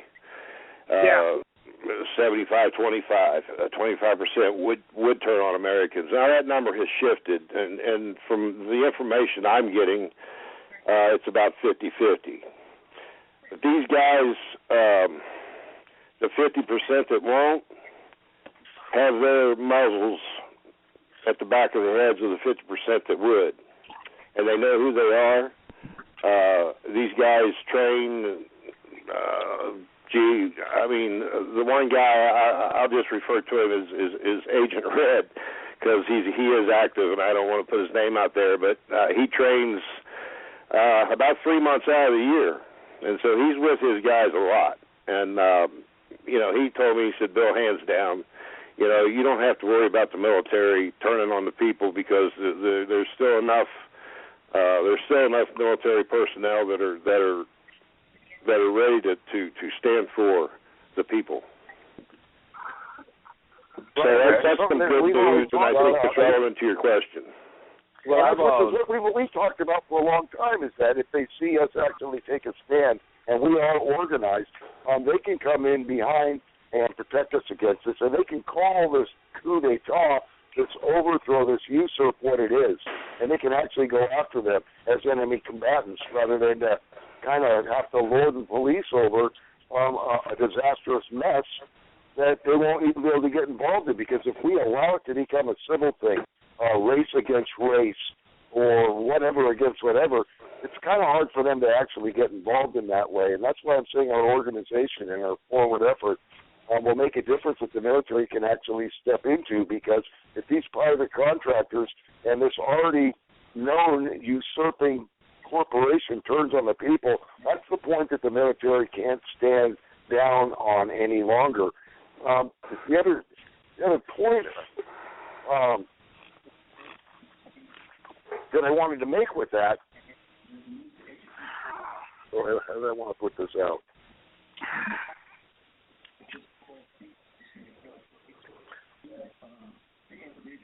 I think I would probably be a little bit premature. I think I'll just kind of leave it with that for right now. Okay, yeah, that's cool. We don't want to compromise any OPSEC or anything like that. I was just curious because everybody's got their own point of view and perspectives and whatnot, and a lot of people are real confident in their course of action and stuff like that. They're unaware of the continuity of government and the fail-safes that are in place, not just by us but by them as well, because once one piece starts moving on the board, other pieces they start mirroring as well. There's a lot of aspects involved, and there's just a buttload of people out there, and it sounds good, it sounds great and everything, but if it does happen, you got to take into consideration China, Russia, the whole United Nations as well. And the reason I bring them into play is because I don't know how many people are aware that China's been training specifically for us for the past so many X amount of years, and I think they've pretty much been at war with us economically. Them, Russia, and I don't believe Russia is going through a hard time for crap. I think the numbers are just manipulated so that way they can bring the yen to power, kind of rub the ego in a little bit for China and tell them, hey, you're number one, and then send their guys in for us because they've got people. I don't even know we have bullets for people. That was just an exaggeration, but Russia doesn't compare with us on per capita between acre and people, and China's got so many people they don't know what to do with it. They're just giving up babies left and right because they got that law. You can only have one kid, one child. And of course, everybody wants a boy to carry on their family name. So, unfortunately, they kick the little girl to the curb, and that's the harsh reality of it. But that's something Jim Carroll will be able to talk about also with the Pink Pagoda project that he's been involved with. Yeah, and you got to take this into consideration. With all these fail-safes, and you see FEMA's protocol, standard operating procedures, if you will, once they're enacted, they're bringing 10 different countries into our country. Of course, they're going to come under the cover of peace. You know, we're just a big old gun culture that we kill each other. It's like the Wild West over here. We're killing people in schools all the time. At least that's what they're blaring to their civilians, because they have to have everybody, all their ducks in a row before they come over here. America's military is disbanded. Check. All their tanks. Afghanistan. Check. Money. South Africa. Check. / Muslim Brotherhood. Check. Morale down. Check. They're not. They're pretty good at what they're doing right now. Although I will say this, they're not tested for one, and two. I don't know how true it is for those FEMA coffins, but they already had enough for just about every person in the U.S. And then supposedly you ordered like 1 billion more. So the catch-22 for them is they're not coming over here. Their country's not sending them over here with the intent on kicking ass. Their country's sending them over here to die because they know that it's going to be brutal. It's going to be hell if they do choose that action. And Russia basically they're ready to go. They're ready to go, but they're not going to commit soldiers like they want China to. They want to do the technology. Hey, we got the nukes. You send your people in type stuff. And, of course, FEMA's got it planned how it's going to work. But like anybody will say, fights don't go as you plan. They just go. And I think they're not being structured may prove advantageous in some aspects of it. And it's not something that we could necessarily frown upon, but we could roll with the punches on that is all I'm saying.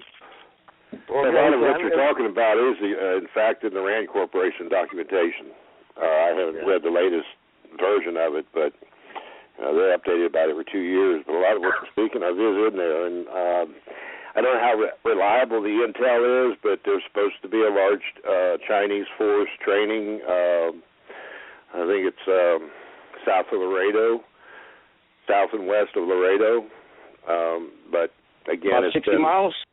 That's 60 to 80 miles. Yeah, that was the intel I got. But it's been several months, 6 or 8 months since it's been talked about. I heard about 3 or 4 years ago they had a base about 60 miles south of Laredo, and it was like 2 miles by 3 miles, rectangular shape. I don't know how true it is. Well, the guy that I got the information from he got too close to the missing nuclear warheads out of Texas, and he's vanished. He's been gone for, I think, right at a year now. Nobody's heard hide or hair from him. He was really, really good friends with Roxy. Otherwise, Rebel. Probably gone. He's probably a dead man. Bill and I talked for a long time about the economy and stuff. I know that's a big concern of yours, Rudy, and you brought it up. And Bill can speak on this as well. But that economy isn't actually ours. We have a lot of wealth. It's just we don't control any of it, and it's subjugated and instrumentalized under somebody else's scheme and money and economics. If we don't value anybody's money, it doesn't do them any good here. And if we don't take the burden and the debt of that fake damn money that's been dumped on us for all of this time, then we're not burdened by it collapsing, its debt, who it's owed to, whomever, because the criminals of these corporations and these banks here made deals with the criminals of other nations. We don't assume their debt. When we shut this corporation down, it's pretending to be our government and their banks. We confiscate every real value that they have, and I mean every penny of it. we abolish every penny of their debt entirely. Now, we can issue credit to every man, woman, and child in America for 2 years at least and easily afford that and close our borders down to everything while we reform ourselves. We will be fine if we just don't leave ourselves to the same people that we go to remove in order to, like, keep us healthy and reform us again. I believe we can stand on our own 2 feet again, and we can stand tall. But I've come to the conclusion that money is nothing more than an idea, because the money that we take out from the ATM, it used to be at one point in time backed by gold, and they took that away from us. You know, the paper says it's a promissory note to pay a legal debt, public and private, so on and so forth. What's the difference between $1 and $100 bill? You just got 2 more zeros printed on it. And the reason my way of thinking is, if it's all being controlled, it's doomed to fail, because they're tipping the scales. They made the laws. They made it ridiculous. We're never going to catch up. $17, $18 trillion, and no, we're losing too much too fast to ever gain. And with that being said, the numbers may not lie, but the markets can be manipulated. You know, you're printing out money left and right, supposedly, and you got the price of food going up and the price of gas going up.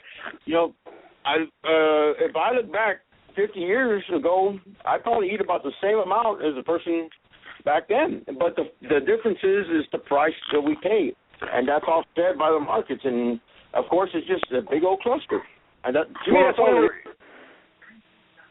If we were an advanced intellectual society, we wouldn't be playing these games. Mother Nature never sat back. I've used this before. No, it's because you think we're in advance. Mother Nature has never sat back and said, wow, when money is produced and put up, I'll provide resources. The resources are there. People resources, exactly.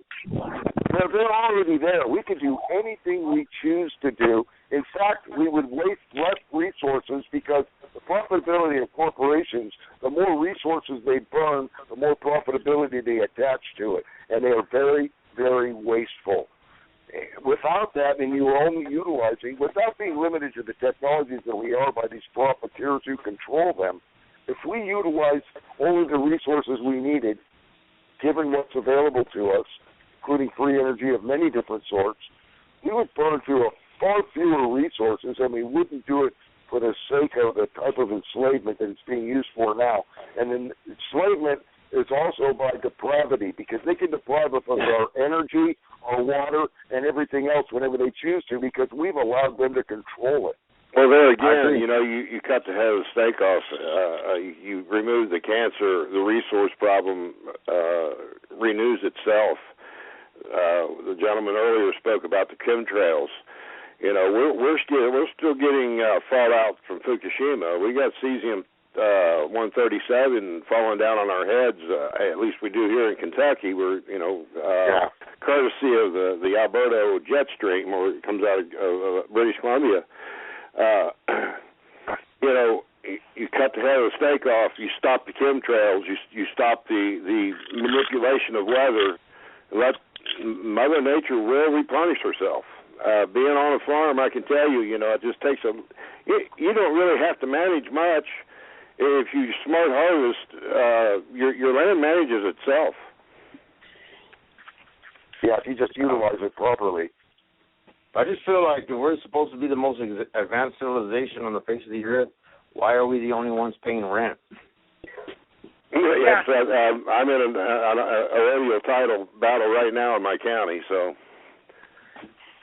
Yeah, but yeah, I agree. For the most part, I agree. It's just we have it in our heads that we value the wrong things, and we don't value enough of the right things to do the right thing, to stand up for ourselves. What's everybody doing? Keeping up with the Kardashians? Nobody knows what they're doing. That's exactly what the majority are doing. Keep up with. Yeah, that's what they're doing.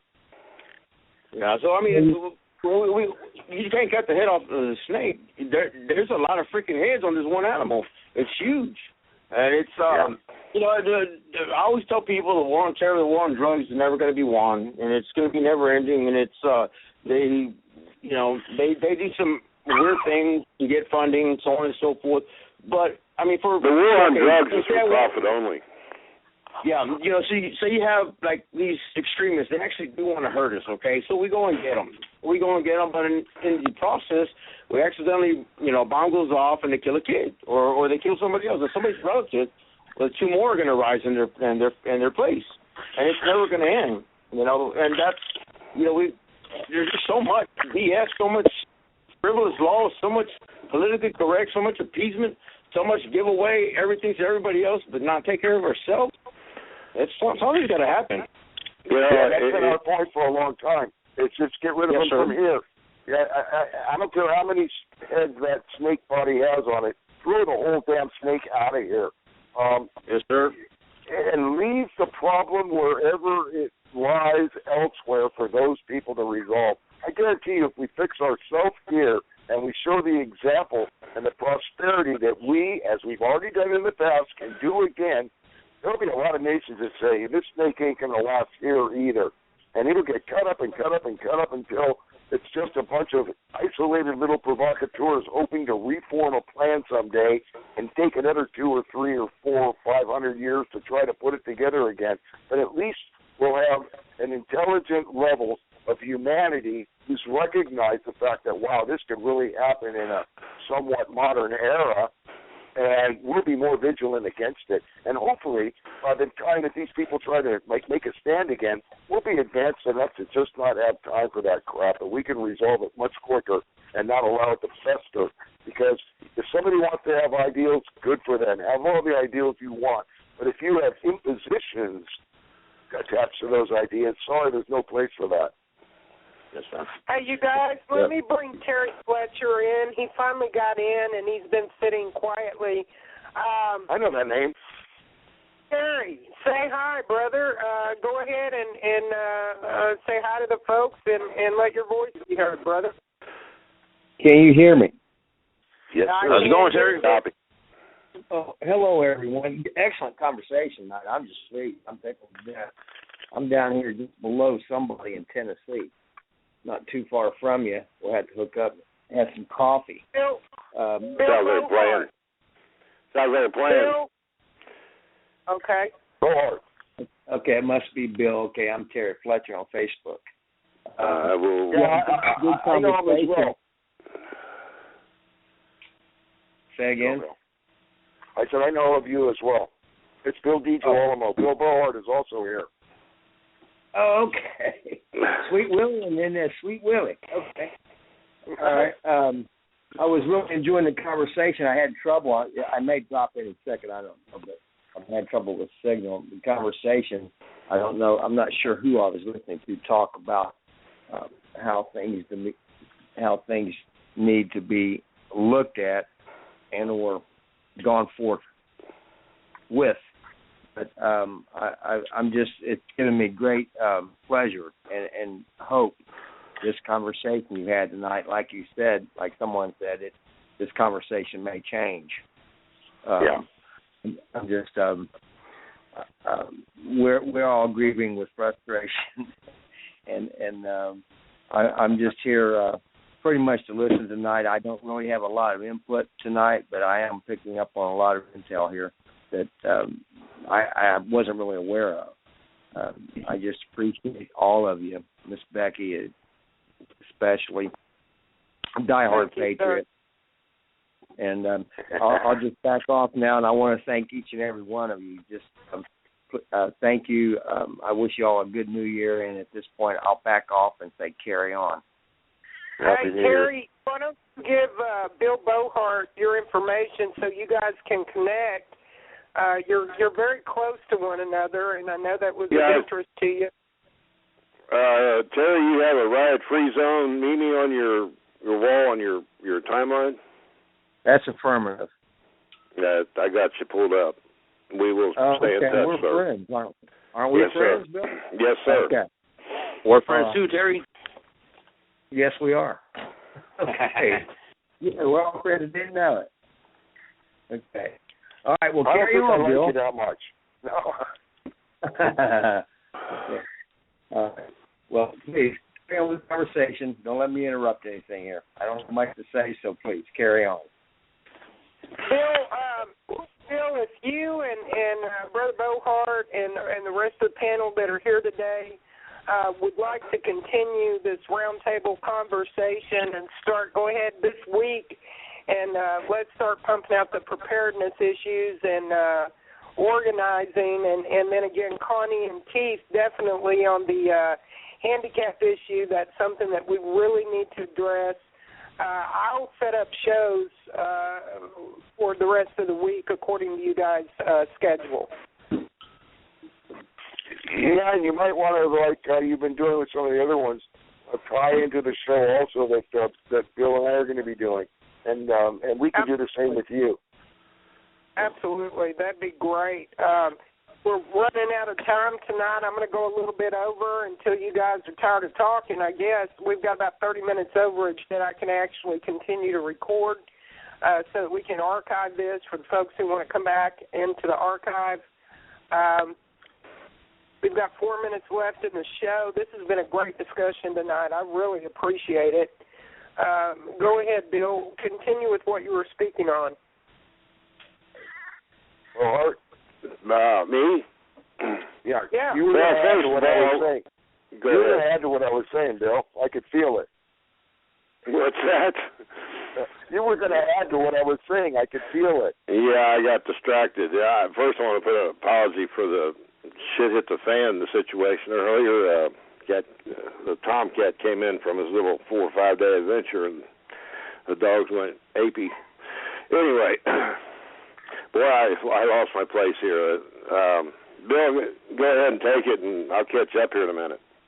Well, I was talking about with regards to like the economy, things breaking down that way, how it doesn't actually have to affect us unless we had left ourselves subject to the same people to resolve us. But by cutting that whole entity out of us entirely, about just throwing it out of our country altogether and allowing the other countries to resolve for themselves whatever issue they have with it, while we get ourselves whole again. Absolutely. Yeah, and that's where I'd like to bring in. I wish David Brown was on the phone with us, which is a mutual friend of ours. He does a lot of writings on he based his economy outlook on Benjamin Franklin's economy, on how to rebuild an economy once we get this cancer removed and get it off of our shores, and they can't come back.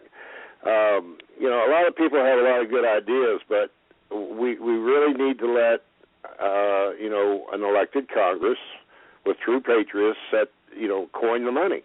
All this, this whole prescription has already been pre-written. It's been pre-written for 238 years now. And we go back to the organic Constitution, we'll find these prescriptions and exactly how to do it. And our founding fathers, they put a lot of time and hard work and nailing this down. And then, like Becky says, 1860, we had the fraudulent reprint of this parchment that has just bastardized the whole situation. We can get back to that point. But first, we need our community organizations.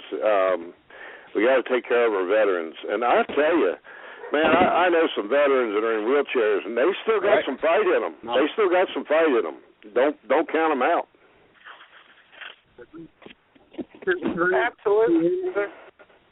Absolutely. Everybody brings something to the table. We all have something to contribute on a positive note, and we need to utilize those resources.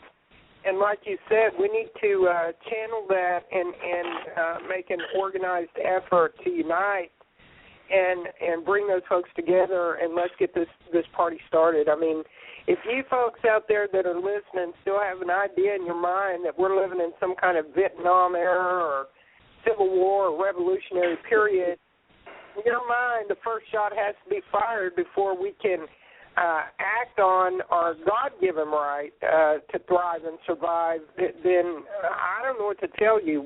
I've been playing Paul Revere for the past 2 years, and I've been nice about it. I've used decorum. I've been impolite about it. I've delivered it with harshness. but always the truth. And I invite you to prove me wrong. I invite you know, to Becky, you mentioned the first shot being fired. I grew up. I didn't grow up. I was raised. I'll never grow up. I was raised in Boone County, Kentucky, which is right across the river from Cincinnati. And for me, the first shot was Kent State. Absolutely. You know, if people that are waiting for the first shot to be fired, how many first shots are we going to wait for? Exactly. I mean, you know, it's first shot after first shot after first shot. These people have been drawing blood from us for at least 150 years, 1860. 150 years plus they've been drawing blood from us. Yep. In some people's opinion, and my opinion, I think it started, and this is a historical lie, but July 5th, 1776. You're correct. The day after. Well, I have my own theory about how this corporation was founded, and the Incorporation of America is by the King of England. I do believe that the King of France, the King of Spain, and the King of England saw an opportunity to grab new land, and they took it. They brought the absolutely King George III, and he was preoccupied with an opium war in China, and that's what got his ass kicked. If you don't mind my frankness. That's absolutely correct, but he came in as a third-party debt collector to France and England just after the Revolution, bought out the debt because the American patriots were bankrupt for the war that was just funded, and the King of England came in, bought out the debt, and incorporated America. I believe that was all set up from the beginning. I don't believe for a minute. You know, I have no way to prove that, but based on my research of the past events, the history, how this country was founded, how the war came about, what the cause of the war was, why they sent the immigrants over here. They were overpopulated. They'd already killed millions of them off with the plague. In Europe, you know, France in the Gulf founded the Gulf, West Coast by the Spanish, and then the East Coast by the Brits, and Ireland and the Europeans from that region. Then we have the lords that came over to act as government that were actually part of that immigration. The lords being in place to establish a government camp here in America was actually part of the plan, in my opinion.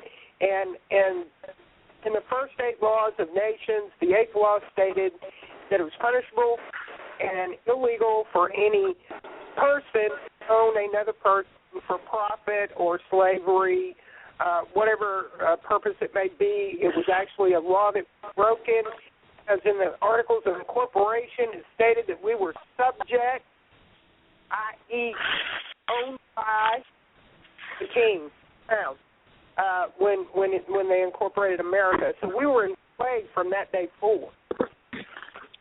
Well, they wanted to enslave us, but I'm not enslaved by them.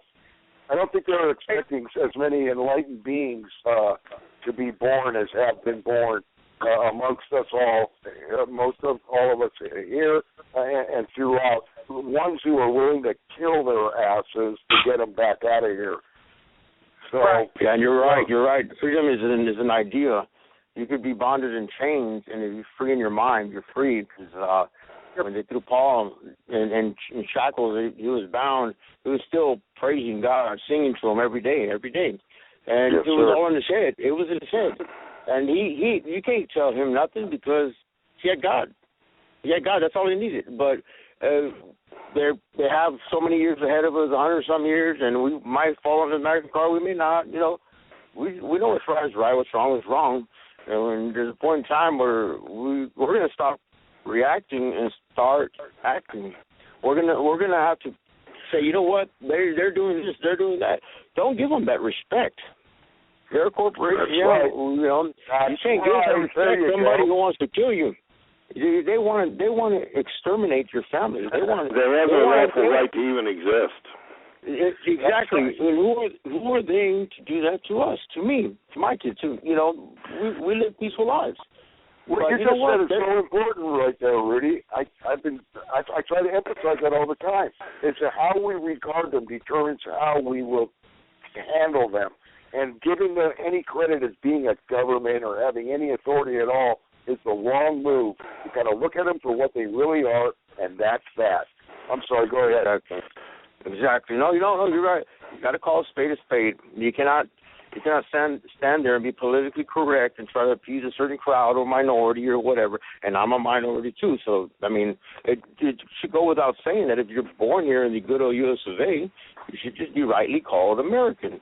And I believe that this would actually help us coming together because, from the time we're born, all the boys right here in this line, all the girls in this line, all the Negroes right here, all the white people right here, you know what? We're all together. We're all people. We're all neighbors. Yeah, we all take care of each other.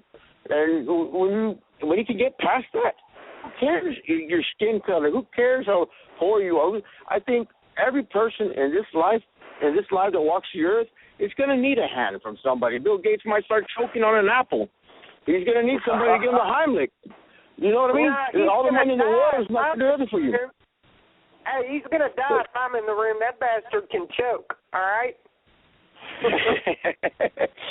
But, we're groomed to divide ourselves. We got to stop that. We got to stop the life that we're brought up. And there may be a rough, turbulent time ahead of us, but you have to do this for the next generation. You want the continuity of life. You want to pass the word of God onto your kids. This is what we do. Yeah.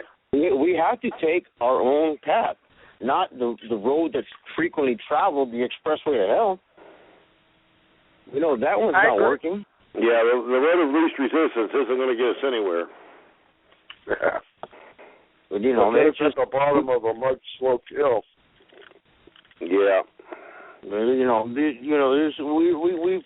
We've learned a lot from history, and it's unfortunate. Some of the history's been rewritten right under our noses, and we didn't know. But we're going to have to take a few pages out of the book to be on the same sheet of music. I mean, you can't be on the same sheet of music or on the same page if you're not even reading the right book. You just slipped over something really quickly, Rudy, that people who study history know a lot about, and it should be should be given some regard to what's happening right now. Throughout all of history, the conquerors have either completely destroyed the conquered's history entirely, or they've rewritten it themselves. It's what happens throughout all of history. When a civilization is conquered, the conquerors rewrite it to suit however it needs to appear. And here we are living in America, and just in our lifetimes, our history is being removed and rewritten. And what should that tell people? That we are conquered or being conquered now. So it's not some minor little thing.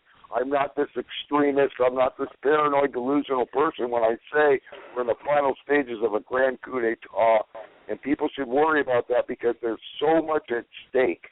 The whole world is at stake for these guys. If they lose here, they're going to lose it all. And they will fight. You're absolutely right. You're absolutely right. But it's even come to the point where we've been led like sheep this whole time that they changed the books right in front of us and go ahead and play along, stupid. This is what it says now, so this is what, and we accept it. The Common Core's been going on since the early 70s that I know of. I was in grade school, and I can remember, my Britannica encyclopedias from my great-grandmother. She ordered from Sears out of a catalog, long before I was born. Why they were teaching me history in my history class in the 4th or 5th grade, and I'm coming home and I'm reading these encyclopedias, and I'm going, no, this isn't right. The teacher's making me write the wrong answers down on this test. So people talk about Common Core being a new thing. No, it's the indoctrination's been going on a long, long time. And I want to speak to the shit hits the fan scenario. And this is something that Rebel taught me. Some people know her as Roxy on Facebook or Rebel Rebellion. And it's something I got from her, it's just not going to be one day shit's going to hit the fan. It's been hitting the fan. They've been spraying a fine excrement through an oscillating fan for a long, long time. And it's been raining down on our heads. So if we've got any patriots or militias out there that's waiting for that day for shit to hit the fan, it's here, folks. It's been hitting us. Look at it this way. Look at it this way. You know, if you read the Bible, it says, hey, when you see these things happening, know that I'm near, you know. And I said, well, I see these things happening, but some of them have happened before in history. Well, and that leads to the point of how hard would it be to write a screenplay based on Revelations and then, you know, make it appear in real life to people to make them believe the end is near. Well, let's see. I think one night I sat here and I went through some research and I came up with 75 movies that started out as screenplays about Revelations that they actually made movies about. Yeah, and so you're here and so you know going to use the good against us. Sir? What's that? I said the evil is going to try to use the good against us. Yeah. You know, I'm looking at things and I say, okay, well, if this is not God testing us and he's going to come back pretty soon, this is a heck of a test for us. And either way, if we don't step up to the plate, we're still going to fail. Well, yeah, you know, I'm not going to give that national bathroom in the White House the credit of being the Antichrist. He's not that smart. Yeah, I agree. Well, you know, I said there's three of them, right? There's the beast, the dragon, and the Antichrist himself. Is that how it's written in Revelations? You have the Holy Trinity, and I call it the evil Trinity that mirrors them. Well, you know, our courts are based on the Holy Trinity. A contract law is based on the Holy Trinity. Yeah. Yeah, you know, and if you look at things, if you believe in, you know, good and evil, things are happening. If you believe in this and that, you know, coincidentally, Muslims are gearing up for the end of the world, so are Christians. But you know, people are saying, well, when is it going to hit the fan? When is it going to hit the fan? Well, look at Iraq. And one day, ISIS buries alive 500 people. Another day, 1,500 people buried alive. And they're killing, they're taking these little kids that are in Packers. I'm not so sure that attack in New York just the other day wasn't inspired by ISIS. Yeah, I mean, it's not in the news media as such. They're trying to play it off as some other kind of bullshit crap, but you know, that's exactly the kind of thing ISIS is calling for here. Yeah. So you have Iraq fighting, Afghanistan, they're fighting, Syria, they're fighting, and Ukraine, they're fighting. You have all these countries, you know, are you left with a few key players, and we're really going to screw this world up? But let me remind you, those nations have been fighting for over 2,000 years. There's nothing we can do to stop it. We need to concentrate on what's going on right here on our shores. Well, I'm saying it's getting pretty close because it's spreading like wildfire. Hold up. Excuse me. My phone is about to die. I don't have another handset. Continue your conversation. I will be listening in. I can't call back in because we've closed out the scheduled airtime, but I'm still recording, and the show will cut off at probably 7 minutes. 900. It's 9 hour at 9 o'clock hour. So you've got about 15 more minutes. Continue your conversation. I'm going to disconnect and then I'll archive the show. Hey, all Becky, right? Be safe. Okay, Becky. Have a good night, baby. Right, thank you very much for having me on your show, Becky. Let's have a good night. Continue, though. This is good stuff. For me.